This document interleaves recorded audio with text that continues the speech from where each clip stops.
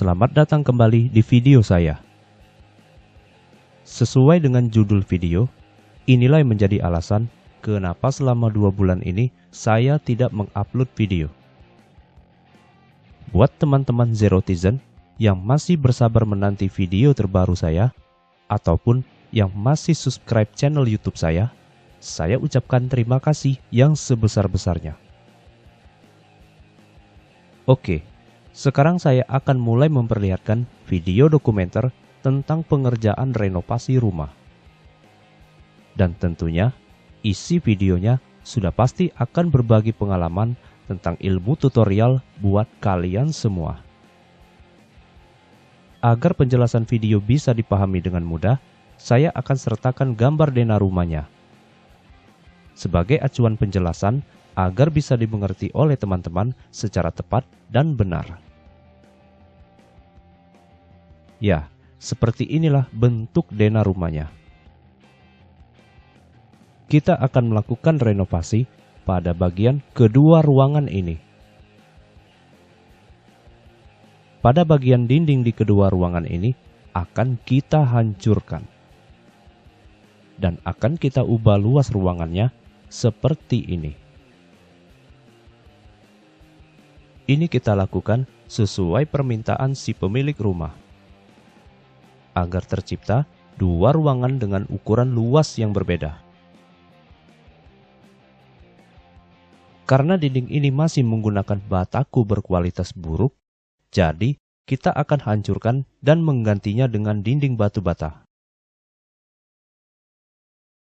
Mengenai pembongkaran atapnya, kita akan bongkar di bagian sektor ini terlebih dahulu. Karena rumah ini masih ditunggu sama pemiliknya.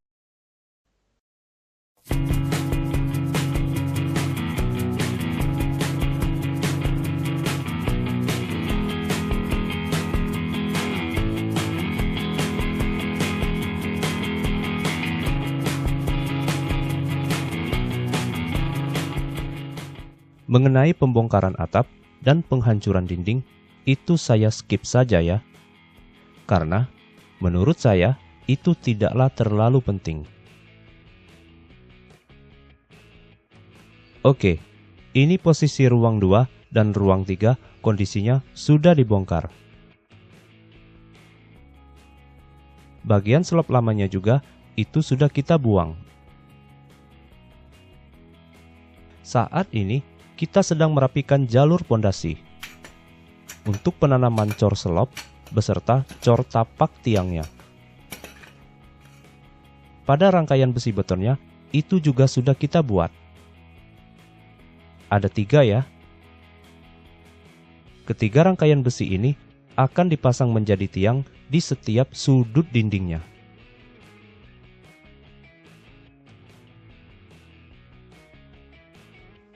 Nah, yang petak ini untuk bagian tapaknya, dengan ukuran luas 40 cm. Untuk ketebalan tapak, itu kita buat 10 cm.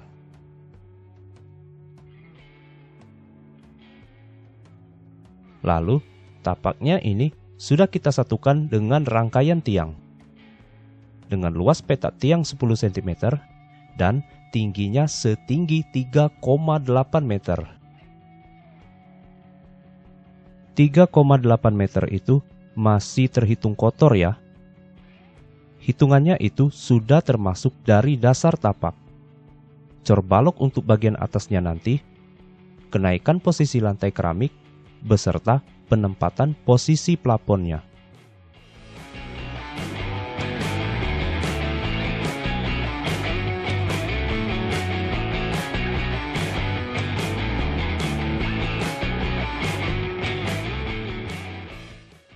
Sayangnya, kami hanya bisa merangkai besi dengan menggunakan kawat ikat.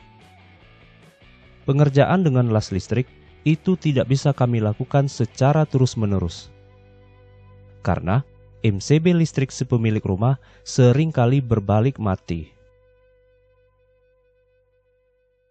Jadi, pengelasan hanya bisa kami lakukan di bagian penyatuan rangkaian slop besi baru ke slop besi lama bawaan rumahnya.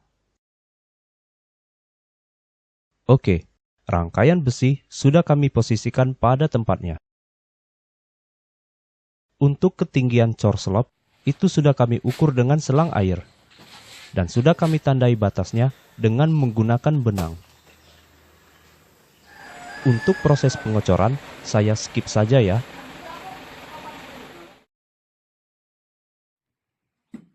Nah, setelah pondasi selop sudah dicor, tahap selanjutnya kita akan membuat mal untuk coran tiang di setiap sudutnya. Kita siapkan coran tiang untuk di bagian sudut yang ini. Ada 2 ya, berarti kita membutuhkan 8 keping papan untuk pengecorannya. Mula-mula kita ambil 3 keping papan dulu. Lalu, kita tumpukan papannya dengan rata. Kunci tumpukan papannya ini dengan paku. Selanjutnya, lakukan pengukuran ketinggian papan.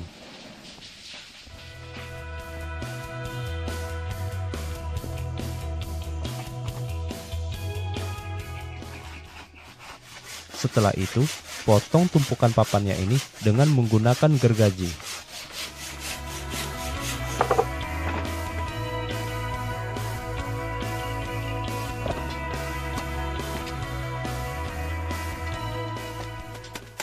Setelah selesai dipotong, langsung saja kita ratakan semua bagian pinggir papannya ini.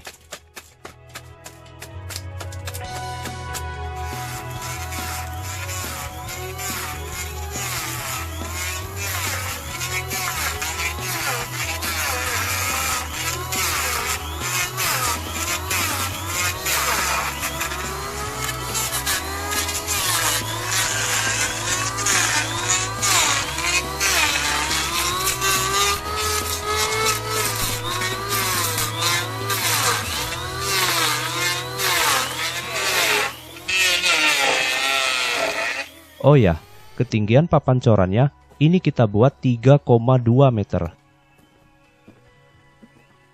3,2 meter ini sebenarnya sudah melampaui ketinggian dari dinding bangunan lamanya. Ini kami lakukan sesuai permintaan si pemilik rumah. Dengan posisi atap rumah yang sudah dibongkar, kita akan buat keseluruhan dinding rumahnya ini menjadi lebih tinggi. Setelah semua papan sudah diratakan, kita tinggal menyiapkan potongan kecilnya sebagai pengunci papan malnya.